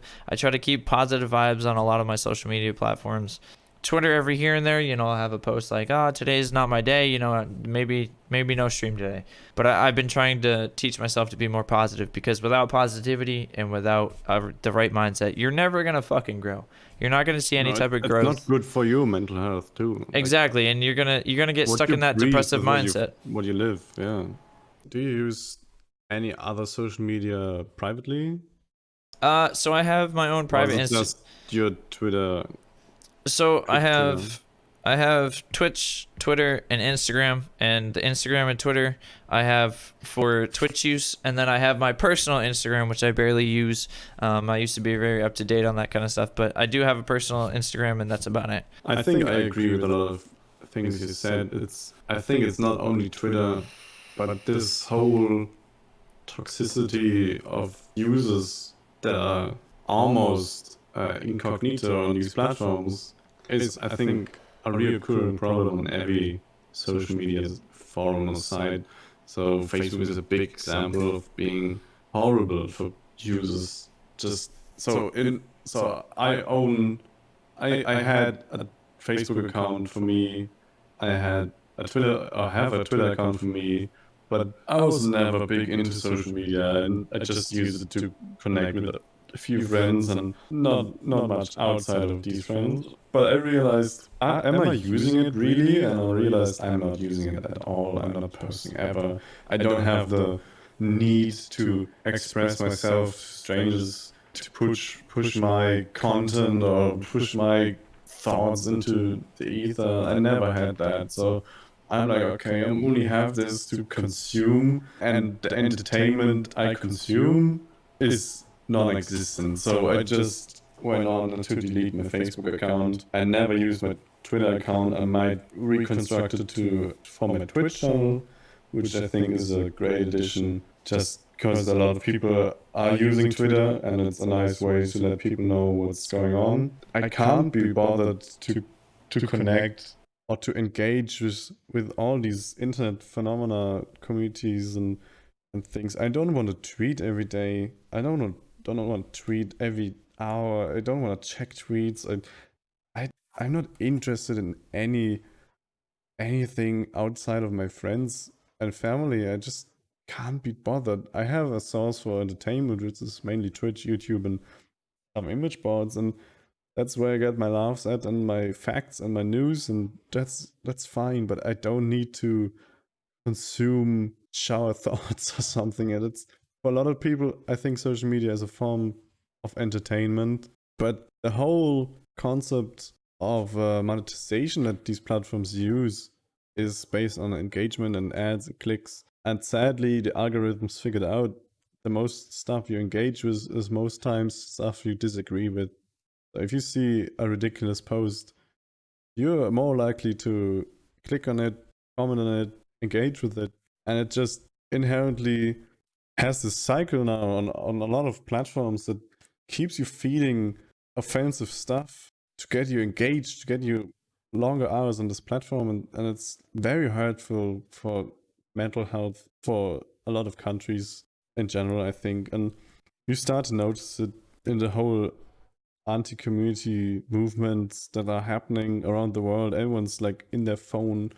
Everyone's just sees the best sides of everything, and then they get the offend things fed, and it's like a cycle of hate and envy and like you just feel shitty if you consume a lot of social media. And if I can speak out a recommendation on everyone that thinks he's stuck in that, just try to delete it.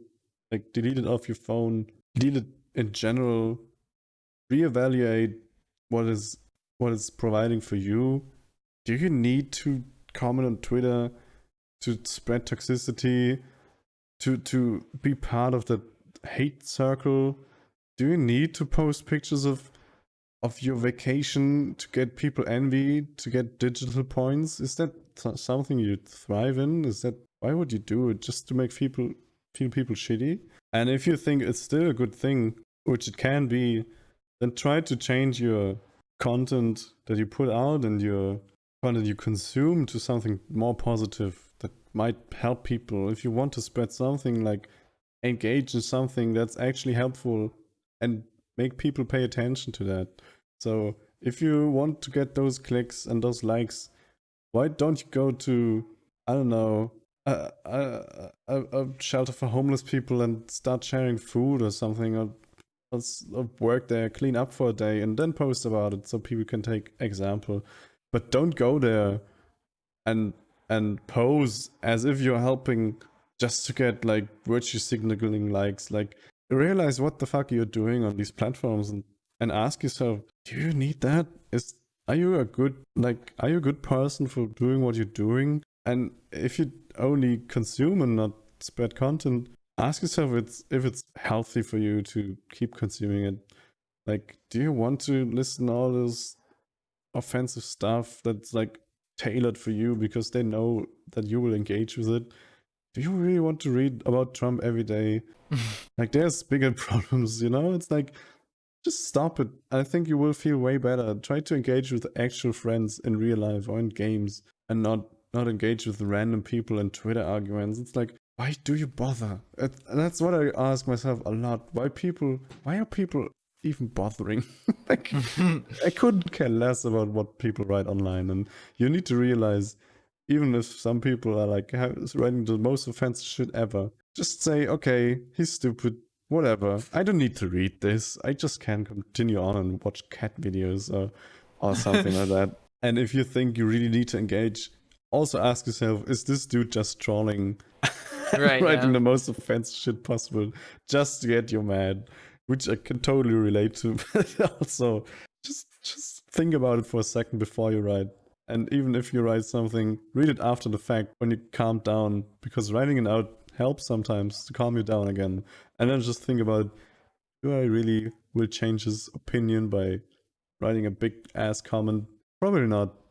Why just unfollow, just move on, play some games, go out with your girl, connect with your mother. I don't know, just be positive and not spread this circle of shit. Like I'm so fed up with this whole thing. Everyone's just living in their I was phones. just saying, I recently just uninstalled Facebook because I was noticing a huge trend in negativity, and instead of arguing with people, I was just like, you know what, I don't need to see this every day. I don't need to tune in to see all this bullshit. So I was just kind of done with it. So I just uninstalled the app, and I was like, it's easier to be positive about shit rather than read negative shit all fucking day and feel bad. Yeah, and if your argument to not deleting is I want to connect with friends, then review who you're connecting with actually. Like I never use it really. Like I had 150 people on my friends list or more. I'm like, I don't talk to anyone via Facebook.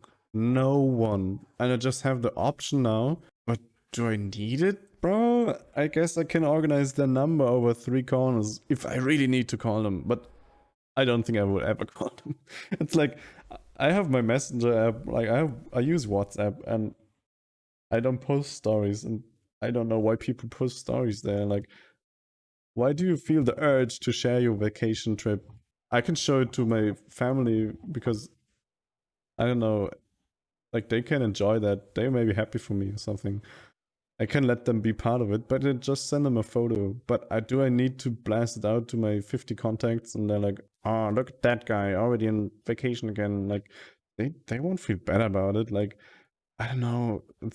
I don't know. I feel like stuff like that. That's some people's way of trying to spread positivity instead of negativity.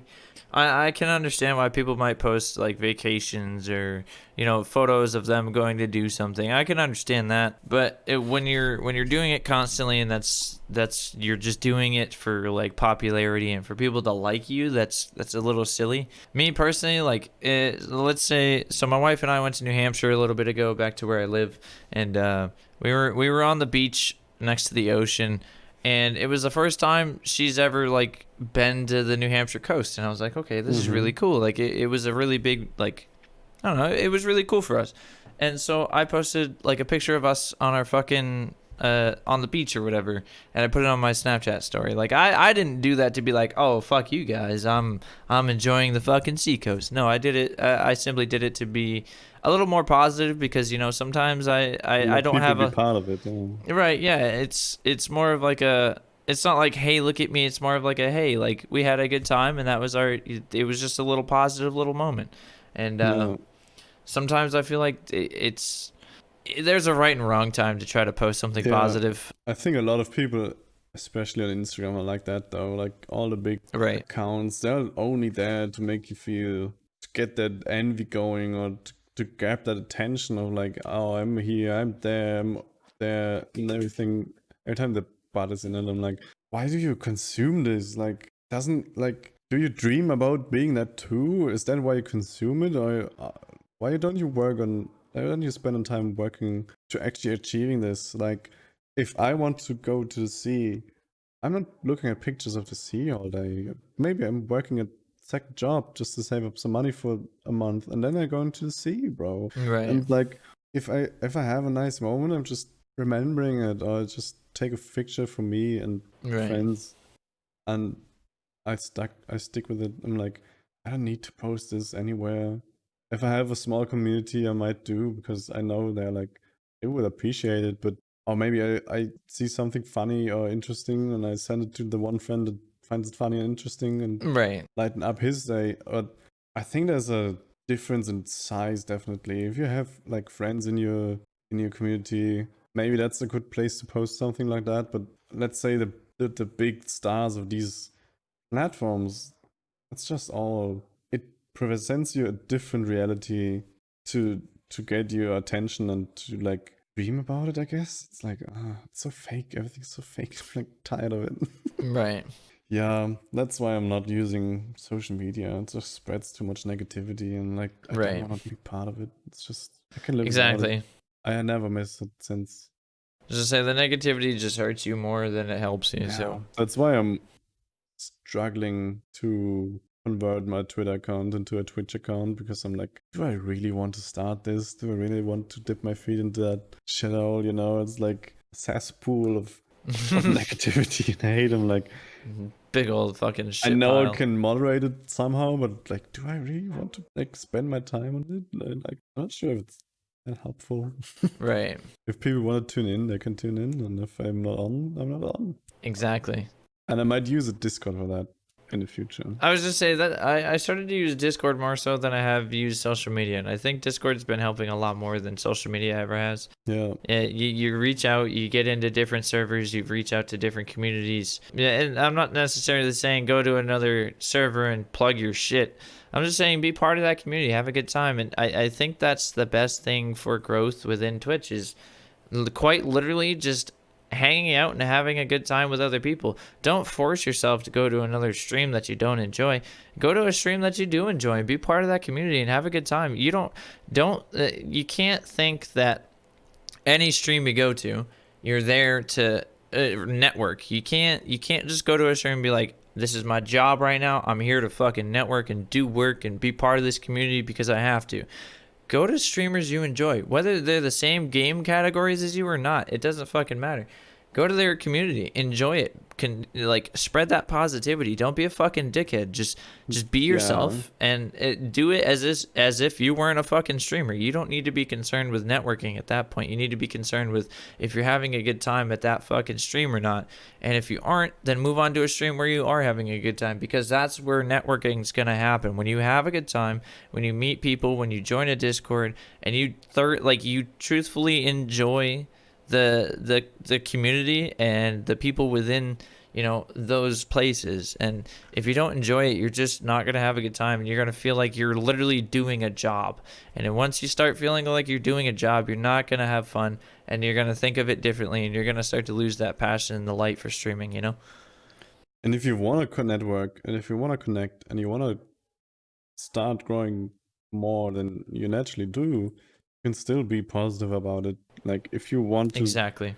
do squads with this and this guy, you can just ask them, or not like comment in the chat, spam your emotes, and drop your Twitch link 5 times. Like that just gets you banned. Like, Exactly. why would you do that? That's like, come on, dude. But if you're like, if you're appreciative of what they're doing and what the community is about, like you can just go ahead and ask for a duo, man. If they're like, nah, man, I don't know you, I don't do duos, I'm like, okay, that's fine too, man. I appreciate you what you're doing. But if he's up for it and he's a nice guy and he's like, sure, man, you just look like a cool guy, and maybe I'm bigger, I can have fun and help you out, might as well do that. And you're like, hey, that's dope, man. I appreciate you for doing this.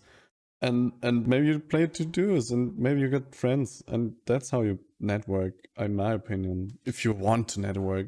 Right. And I never had this goal, but it ended up that way. Now I host this guy every now and then because I appreciate what he's doing, and he hosts me back because he's appreciative of what I'm doing. And it's just, I just spread positivity and not come into their Discord channels and like plugging myself every day. It's like, don't expect to be growing super fast on any platform instantly. Like Exactly.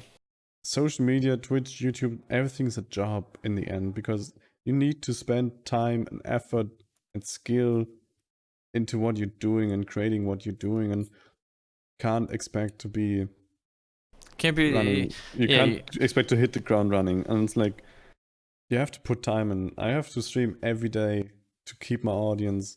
I have to do funny stuff every day again and again to keep my audience entertained. And I have to keep developing my channel, like getting a Discord, doing this, doing that. I'm doing a podcast now. I have to get back to edit YouTube videos, because I think that has a big impact on people returning to the stream. And that's just something you have to keep on top of, and it's not easy. It's a Right. grind. You have to It's put time mentally in. exhausting. Yeah. I don't want to edit videos, but I need to. But I think this leads perfectly into our Next last main topic. topic here, and it's so let's hear it from you first. Let's hear some of the problems and experiences or growth you've had in Twitch so far. Maybe like issues you've like encountered, or like what's helped or hurt you grow and such. Yeah, I think I had a great time on Twitch so far. I met so many people to play with, so many cool content creators that became friends that I want to play with, that I want to be part of their community too. It's so appreciative. A lot of Twitch is very appreciative, and I enjoy this. And so far my seasons have been great, but I have to say it's not every time that way. Right. So, in my main game I'm playing, which is Escape from Tarkov, I have the TTV phrase on the end of my name so people recognize that I'm streaming on Twitch. And it has been a blessing and a curse at the same time because everywhere people are nice or they are not nice, and it's their their choice to be that way. And I killed people in cool ways or in some ways, or I just killed them, whatever. And they came into my chat and were like, "Hey man, that was a sick shot. Cool shit you're streaming." And I talked to them and they chat back. But I also killed people, and they come into chat and just be toxic and start insulting me that I killed them, and they're like sore about it. And I'm like, "Yo, what the fuck is your problem, bro? This is a game about dying a lot. You're not God. You died to other people, and just because I have an outlet where you can rage and what the fuck is your problem, man? Just leave."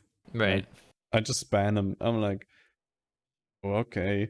And the even worse version of this is when I get killed by people. Sometimes people are like, "Man, that was a cool fight," or "Hey, thanks for the gear," or like, "Sorry I killed you," or whatever. They're like still appreciative, even they won. But sometimes people are so insane. They come into chat and are toxic that they killed me. Yeah, So it insane. makes no They're sense. like, It's like "Oh, they're mad that they killed you you. big, you pussy camper, you whatever." Like, they're so toxic about it. I'm like, bro, you won. Are you so depressed in your life that you need to like insult people over winning? The fuck? I'm already maybe pissed about dying. Usually I'm not because I don't care anymore. But like, you won the fight. Just leave. Yeah, what Take are the you mad win. about? Be nice about it. Like, the fuck? And they get banned, of course, too. Like, those are my biggest negative experiences. It just shows how shitty some people are, and it's a little sad to witness. And honestly, I noticed that um, a lot of people that are really toxic, sadly from Germany, and they might talk in English, but I looked them up and they're from Germany, and I'm like, that's sad, bro.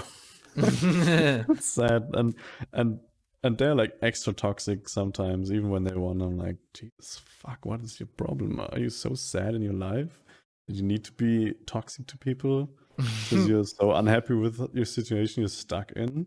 And yeah, I always think that way about people that are that way, that they probably have problems on their own and they just need a vent. I'm like, okay, Right. be a vent somewhere else. Like, I don't need to listen to your shit. Right. And I don't let that touch me at all. And I just ban them usually. I thought about timing them out and seeing if they like realize what the fuck they're doing, but I don't think that's the way to go. No, And of course, never I'm is. possibly losing out on followers or something. Like, I could be nice about them or like appreciate the hate, but I'm like, bro, no, that's my community, my channel, my rules. You're being a bitch. Go be a bitch somewhere else. And Exactly.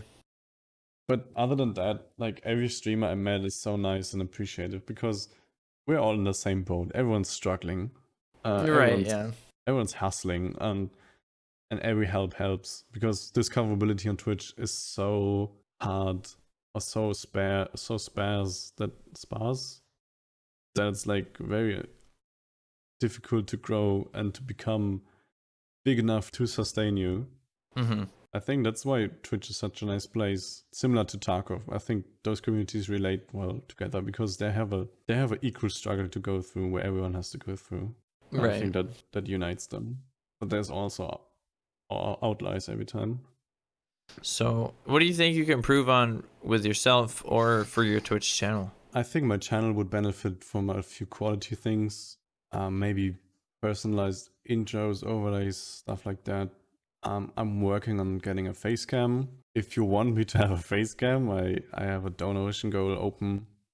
It's not much left, like $20, preferably through bits. So I'm getting my first payout through Twitch. That would be huge. I'm still amazed that I'm getting paid through Twitch. It's nuts, bro. I'm Right, streaming. yeah. I'm playing games all day. It's not even that. And It's not even that. and I'm making money. I'm like, what the fuck? And of course, it's like barely any money, but like for the time I put in, but like, whoa, that's insane. Like the whole experience has been insane so far, and I'm so appreciative of everyone that adds to that cause. That's insane. That's an insane journey, and I hope continue it in the future. On improving on myself, that's hard. That's hard to judge. I'm not getting a ton of feedback, sadly, which I guess is good Right. because usually when you get feedback, it's mostly negative. Yeah. I guess I could ask for more feedback, but I think, my opinion, I could improve on growing stuff outside of my Twitch. So the Discord server, maybe Twitter, my YouTube channel, improving on how I talk. I think that's a big one. Like keeping posture so you're alert and not mumbling and stuff. I think that's stuff I could work on. Right. What do you think? What is your plan on the future? What's your experience so far? I think for the plan in the future, I definitely need to start uploading to YouTube. I need to create more content on other platforms. I think it could be really beneficial for myself. But as far as I'm trying to gear more towards community and what I can do for them. Just for the sole fact that, you know, when I do stream, they are here, they're listening, they're lurking, they're having a good time, they're supporting, and I personally am trying to find ways to give back to the people who, you know, support the most, or to people who just come by and support the channel itself. Exactly. Yeah. It's very crucial and important to me that I do something in return, because I mean, when they're here day in and day out, or they're here every other day or every other stream, you know, that's huge. You know, that's really fucking important to me, and it means a lot. So I'm trying to show not only that I care and that it means the world to me that they're coming and hanging out and having a good time, but I'm trying to, you know, it kind of not repay them, but give them something to look forward to. Reward, you know. Yeah.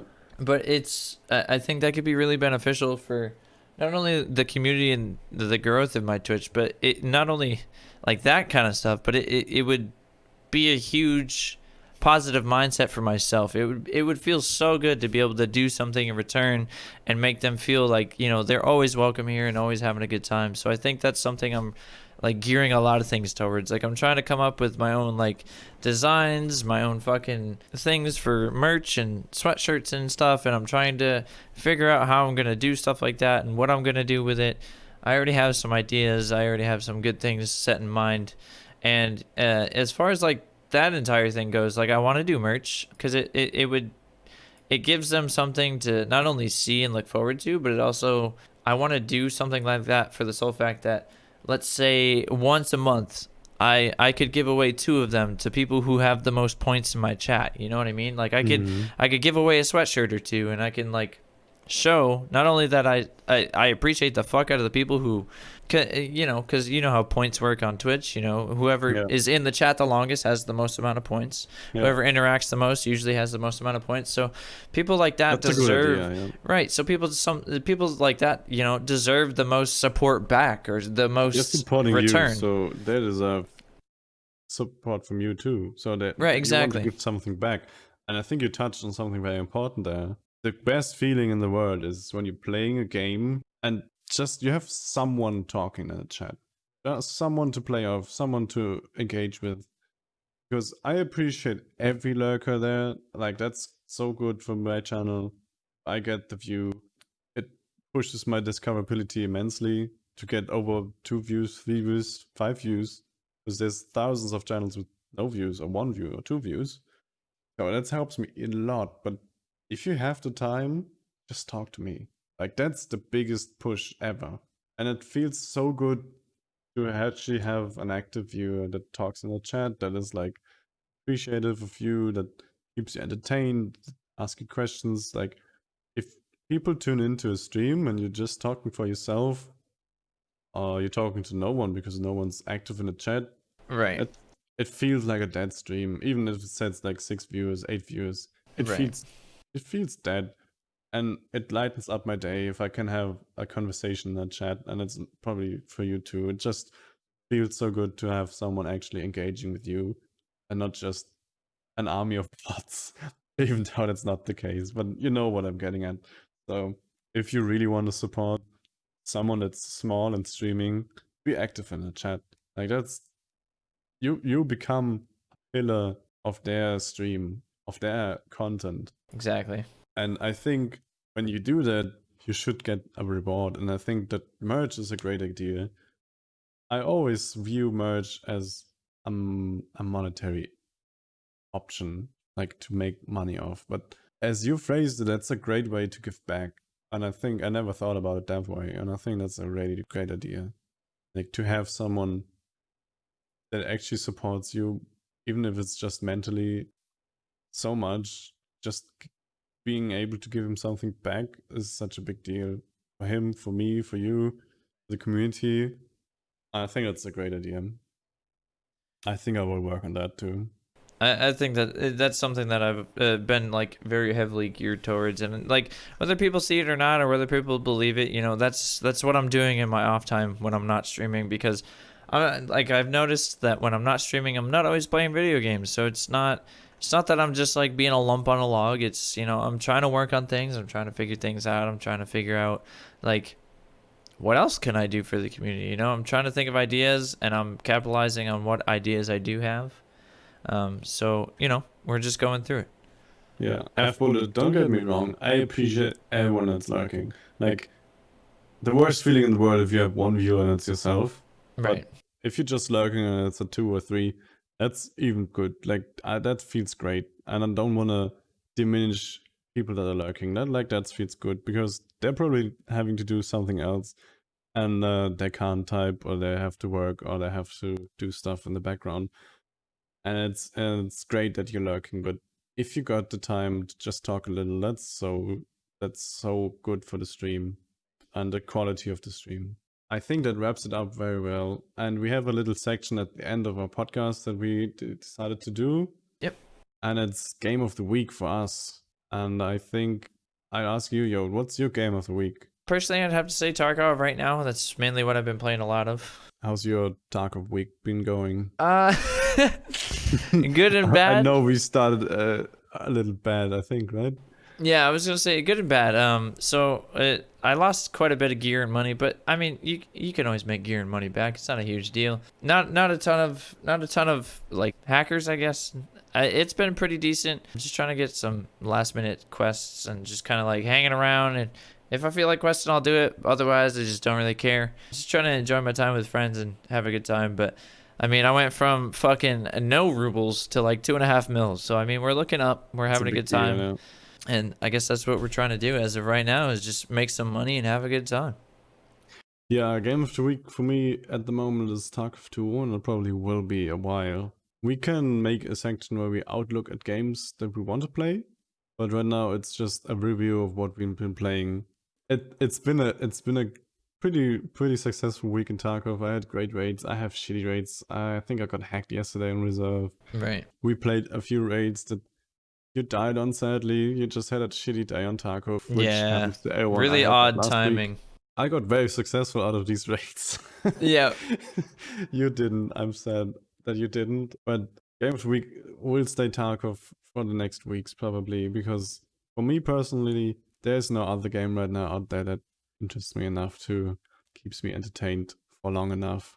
For like, there's nothing out there right now that interests me even. Right. And I want to branch out a little more to play some other games. I just, before the podcast, I played this game. It's called Mr. Prepper. And it's a little like Fallout Shelter. It's not out yet. There was a demo version, but it was kind of fun. But I think in that shooter genre that I like, Tarkov's just not beatable right now, and it won't be for a while. And I thought about getting to squad again, maybe a Hell Let Loose again. I think the biggest plus of Tarkov right now is not only the game is so good, but the community is so good. So many friends. There's so a lot many of nice wholesome people, yeah. Because I hate playing alone, especially multiplayer games. I just don't want to play alone. It's just It sucks. doesn't work for me. I play a single player game and I have fun, but multiplayer game without friends is miserable Yep. usually. And that's the main reason I keep playing Tarkov, because it's just a great time with friends in the community and stream and right now. And I think the stream changed that. I think if you have a stream going and chat going, you can branch out to games that are more single player based Right. or multiplayer with that you're playing solo. I think that works very well, but just playing alone on a multiplayer map is usually not entertaining, in my opinion. But for me, no, it's for me not entertaining enough to keep playing it. But yeah, it's been Tarkov and it will be Tarkov because there's nothing out there right now that interests me. And that's a sad reality that games become really shitty. Agreed. So as far as game of the week, I think we another wrap good up Tarkov, yeah. a good thing I think that we could do is maybe a game that you're excited to see come out, or a game that you might have a little like personal hype for, that you see that's being developed or that's going to be coming out soon. I think for me it would probably be, I mean, that's a little mainstream, but it's probably Cyberpunk 2077. What makes you excited about it? I just love the whole cyberpunk setting. I love the music. I love the whole sci-fi things, the artwork, the whole style of it, the grittiness, but also technological. It's like that just rings a bell. Like the synthwave. It's just I love it. And also it comes from a developer that is known to make amazing games. I played The Witcher and it's just so good. Very intricate, very story driven. Yes, it's great, and I'm hyped for that. I have pre-ordered. I won't pre-order. I think it might turn out very well. I just have the feeling that I don't like it because of RPG shooter mechanics. Mm-hmm. And I'm not a fan of shooting a gun at someone and seeing numbers tick up and a health bar tick down. That just breaks the immersion for me to a point where I can't play this game. Like, if I'm hitting someone with a sword, I'm like, okay, that probably wouldn't kill him right away. But if I'm shooting someone in the head with a big round and he just shrugs it off out of reason, that just doesn't feel good. It breaks the immersion instantly for me.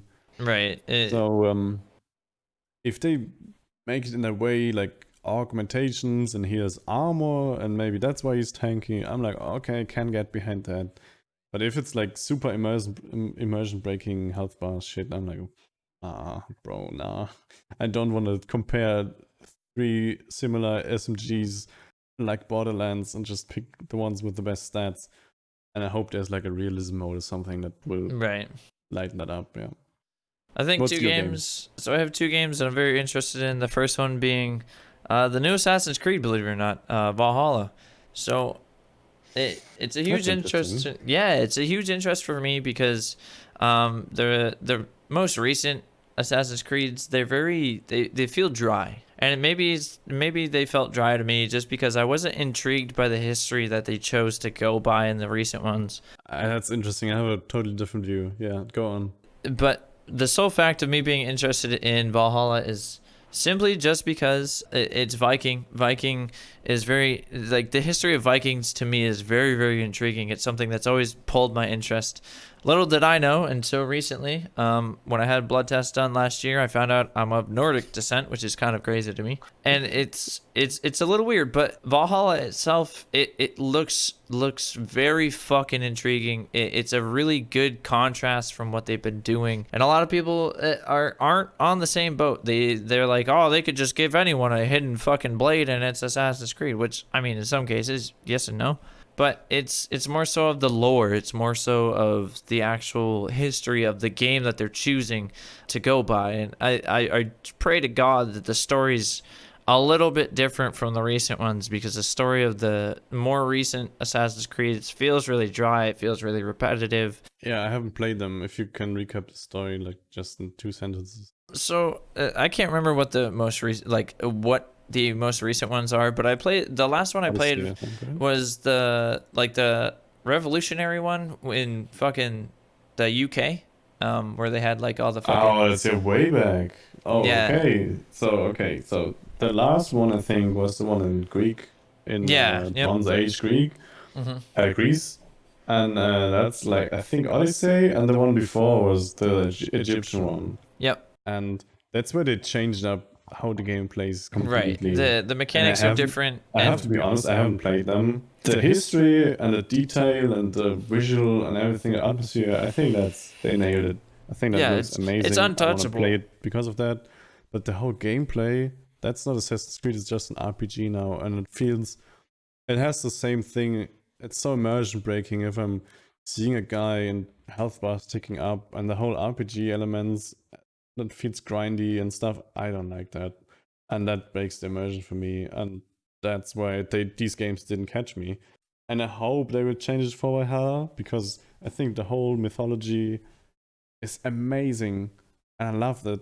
And I hope they change it up to be a little more back to the roots. Yeah, I hope they trigger some of the roots that they had before, because their old gen games were very, very good. They were very, very intriguing. They held my interest for very like long amounts of time.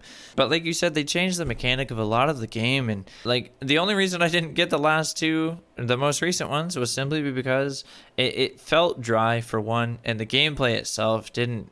It was not interesting Yeah, by not any interesting. means. I'm not that style of player. I don't think that was a good move personally, but I mean, everyone has their opinion on whether they liked it or not, so I can't say like, oh, it's a bad game, you know. I But think for me, it people that wasn't. like They the weren't good genre, games. they loved it. Yeah, right. But yeah, simply just because of the lore and the history behind Vikings, I'm very, very interested to see in how they capitalize on that. And then, of course, the second game of interest is, COD, COD Cold War. It's. I think this is Yeah, a really. you're a big COD fan. I think So what this do you think about is. it? This is gonna be for me a really, really, really big breaking point. I was a huge fan of Modern Warfare 2 and Modern Warfare 3 way back in the day. It was fucking awesome. Those games were really great. They were very like to the COD roots. They were exactly what they should have been. And I think with the release of Modern Warfare, it ruined the literal name. The game is they quote it as the most realistic COD. Understood. COD at its roots and at its definition is an arcade shooter game to spawn, respawn, spawn, respawn, and understood. But you have to understand that most of their community is still relatively young, and most of their community played the games way back in the day when it was fucking dump mags and fucking just be a goofball and run around and be a Rambo.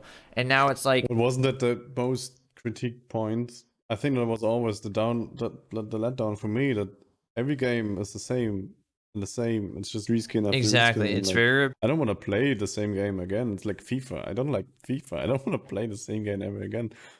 And I think that's where Warzone or like Modern Warfare broke up with it. And I think that worked very well for a lot of people. But I guess you're one of the core audience that wanted the same game over and over. So I think not even that. maybe It's it turns back to a place where you like it. And maybe it finds like this compromise between being fresh but also being old, you know?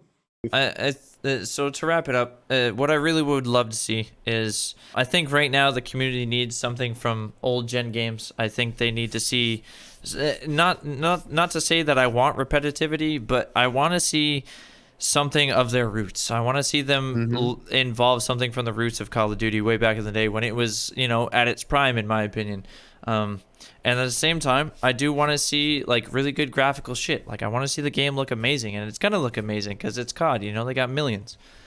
But I think we need not only a good refresher of old gen Call of Duty, but we also need something different. So they need to hit the roots and. So for you, the new Cold War is your new game. You're excited to play the multiplayer alone, and you just hope they keep Warzone running and Cold War running at the same time, so you have your multiplayer you enjoy. I pray that they do. And Yeah. your battle royale you also enjoy. And I think they will do that because it would be stupid to split it more and more and to Even if drive they people just away wait 6 from months to multiplayer. add a battle royale to it, it'd be fine. I They just gotta wait. think they already know about it and plan that way. Otherwise, they wouldn't do what they're doing. Right.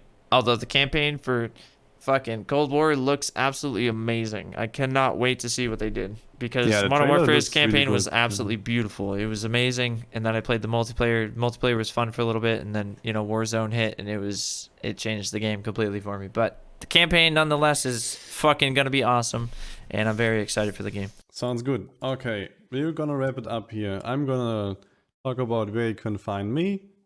I'm usually live on Twitch every day in the afternoons for me, so that's German time. It's like UTC +1, I think. Usually playing Tarkov, playing games with people.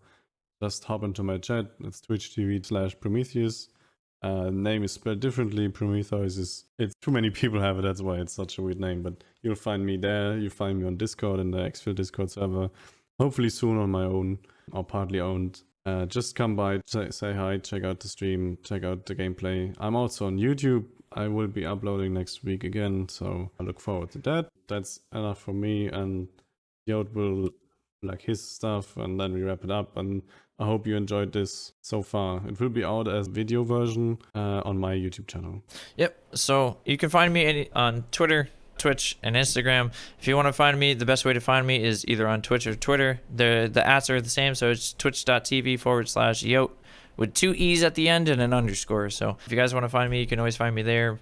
I stream Tuesday, Wednesday, Thursday, and then Saturday, 1 o'clock to 6 o'clock Eastern Standard Time. So East Coast time on the US, 6 hours behind Prommitheus here. So if you guys want to find me, that's where you can find me when I'm live. Twitter is just @Yot, 2 E's underscore.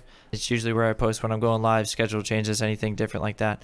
And then I usually post most of my clips to Instagram. It's @ITS_Yot, 1 E there, okay? 1 E. That's where you can find me. That's where you can find all my clips. I usually post funny stuff, or I post Call of Duty clips, or any type of game clips there. But yeah, I post there pretty often. I post on Twitter pretty often. I usually stay pretty interactive.